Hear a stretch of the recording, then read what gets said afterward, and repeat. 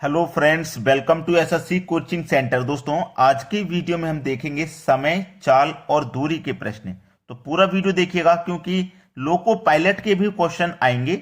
आपको पता है 1 महीने के बाद में लोको पायलट का एग्जाम होने वाला है और जो बच्चे लोको पायलट की तैयारी कर रहे हैं उनको आज ये बात अच्छे से पता होगी कि समय, चाल, दूरी के क्वेश्चन तो सबसे ज्यादा आएंगे और कहां से कौन सा क्वेश्चन आ जाए ये बिल्कुल किसी को नहीं पता। इसीलिए आप अपनी तैयारी को बहुत मजबूत कर लीजिए। चलिए स्टार्ट करते हैं। पहला सवाल, एक कार 30 किलोमीटर प्रति घंटा की चाल से जाती है तथा 20 किलोमीटर प्रति घंटा की चाल से वापस आती है तो औसत चाल ज्ञात करें। ठीक है, औसत चाल। देखिए, औसत चाल के लिए हमें पहले औसत चाल का फॉर्मूला याद होना चाहिए। औसत चाल का फॉर्मूला होता है 2xy बटे में x प्लस वाई। ठीक है, अब देखो यहां पे वो क्या कर रहा है कि एक कार 30 की चाल से गई और 20 की चाल से वापस लौटी है, यानी कि यहां से लेके यहां तक की कोई दूरी है। वो इस दूरी को 30 की चाल से तय कर रही है जब जाती है तब, और जब वापस आती है तो 20 की चाल से तय कर रही है। ठीक है, अब यहां पे पहले वाली जो चाल है वो x और बाद वाली जो चाल है y है। सवाल खत्म हो गया। 2 इंटू एक्स आपका 30 है, बाई आपका 20 है, बटे में एक्स और बाई दोनों का योग 30 और 20 50। ठीक है, अब क्या करेंगे, 0 से 0 कटा देंगे। 5 से 30 6 बार में कटेगा, 2 छिक्के 12 और 12 दूने का 24, यानी कि 24 किलोमीटर। औसत चाल क्या है? औसत चाल है 24 किलोमीटर प्रति घंटा। भाई औसत चाल 24 किलोमीटर प्रति घंटा। 24 किलोमीटर प्रति घंटा, यहां पे सभी में प्रति घंटा आना चाहिए था। ये आपके सवाल का बिल्कुल सही जवाब हो जाएगा, 24 किलोमीटर प्रति घंटा। तो यहां पर किसी को कोई डाउट नहीं होना चाहिए, आसानी से सवाल को हल कर पाएंगे आप। अब देखते हैं अगला क्वेश्चन। अगला क्वेश्चन है, एक व्यक्ति 20 किलोमीटर तथा 30 किलोमीटर की दूरी क्रमशः 5 किलोमीटर पर घंटे तथा 20 किलोमीटर पर घंटे की चाल से तय करता है, तो उसकी औसत चाल ज्ञात करें। ठीक है, औसत चाल।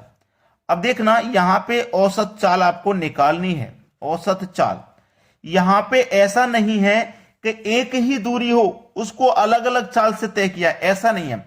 इसमें दूरी भी अलग अलग है और चाल भी अलग अलग है। ठीक है, दूरी भी अलग अलग और चाल भी अलग अलग है। तो इसको आप कैसे करोगे वो से देख लीजिए। औसत चाल यानी कि चाल बराबर क्या फॉर्मूला होता है, दूरी बटे समय होता है। चाल बराबर दूरी बटे समय होता है। ठीक है, अब देखो दूरी कितनी है। दूरी एक तो है आपकी 20 और दूसरी दूरी है 30, यानी कि जितनी दूरी होती है सबको जोड़ लेते हैं। क्लियर है ना। अब चाल हमारी यहां पे कितनी है, 5 किलोमीटर की, और दूसरी चाल है 20 किलोमीटर की। यही तो चाल है हमारे पास। तो देखो ये जो 5 किलोमीटर की चाल है ये किस दूरी को तय कर रही है, 20 किलोमीटर वाली को। इस 20 किलोमीटर वाली दूरी को तय कर रही है 5 किलोमीटर की चाल से, और इस 30 वाली को हम तय कर रहे हैं 20 की चाल से।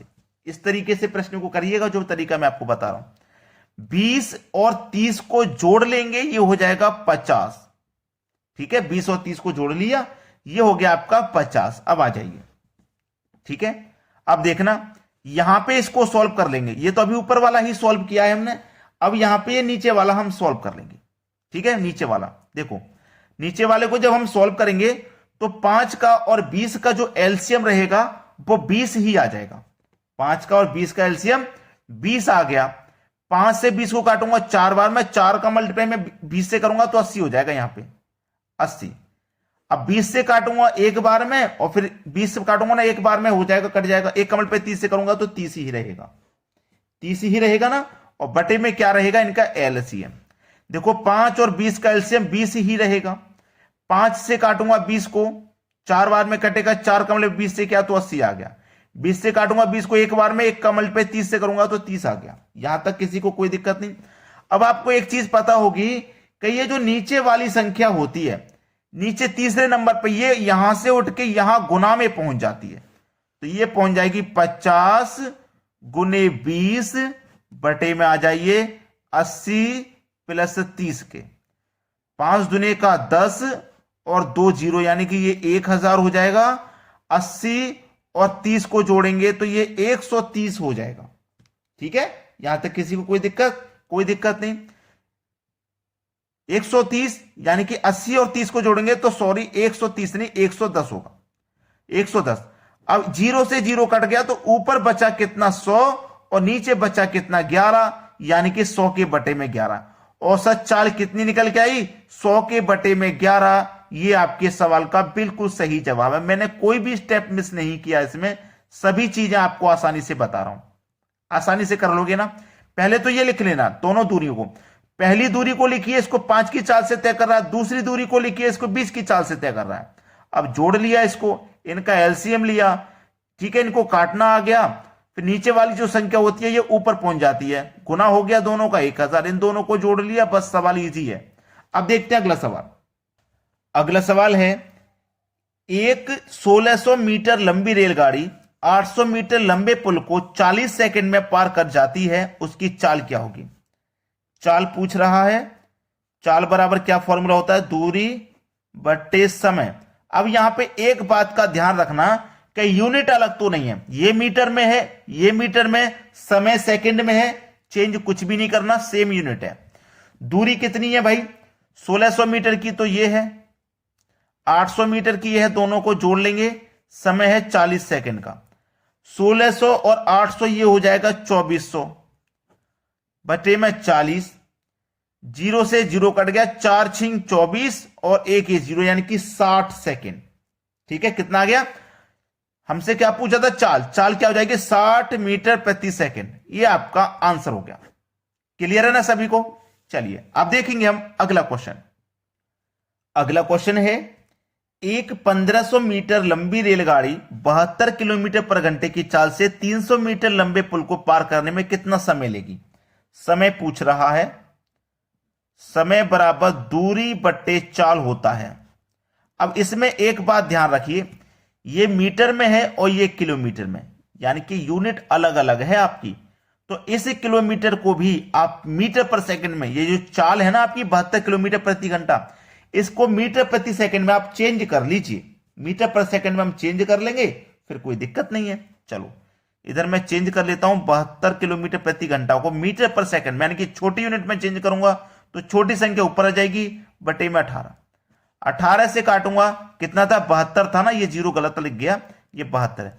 18 चौके 72, 4 पंजे 20, यानी कि 20 मीटर प्रति सेकंड। अब यूनिट सेम हो गई। दूरी कितनी है? 1500 की ये है, 300 की ये है, दोनों को जोड़ लो 1800 मीटर। चाल चेंज होने के बाद आ गई 20 की, 0 से कटा 0, 2 निम्मे का 18 और 1 0, यानी कि 90 सेकंड लगेंगे भाई। समय कितना लगेगा? 90 सेकंड का लगेगा। यही तो है आपके सवाल का सही जवाब। अब देखते हैं अगला प्रश्न। अगला प्रश्न है, एक 1200 मीटर लंबी रेलगाड़ी 90 किलोमीटर पर घंटे की चाल से किसी पुल को पार करने में 2 मिनट का समय लेती है, तो पुल की लंबाई ज्ञात करें। अच्छा सवाल है ये, बहुत बढ़िया। पुल की लंबाई हमें ज्ञात करनी है। सबसे पहली बात तो ये है कि यहां पे ये मीटर है और ये किलोमीटर है, तो इसको मैं पहले चेंज कर लेता हूं ना, छोटी यूनिट में मीटर बना लेता हूं। 90 को छोटी यूनिट में चेंज करूंगा, छोटी संख्या ऊपर आएगी, बटे में 18। 18 पंजे 90, 5 गुने 5 25, यानी कि 25 मीटर प्रति सेकंड की आपकी चाल आ गई। ठीक है, 25 मीटर प्रति सेकंड की। अब आपसे पूछा क्या? लंबाई। अब यहां पे आपको समय दिया गया, याद रखना, जो जो चीज दी गई है उसे नोट रखें। समय आपके पास 2 मिनट का है। अब आपके पास जब समय 2 मिनट का है तो इसका मतलब क्या हो गया? 120 सेकंड, क्योंकि यहां पे हमारे पास जो चाल निकल के आई है वो मीटर प्रति सेकंड में है ना, ये सेकंड में है, तो हमें समय जो 2 मिनट है इसको भी सेकंड में चेंज कर लेना है, ये हो जाएगा 120 सेकंड। अब पूछ रहा है लंबाई ज्ञात करें, यानी कि दूरी।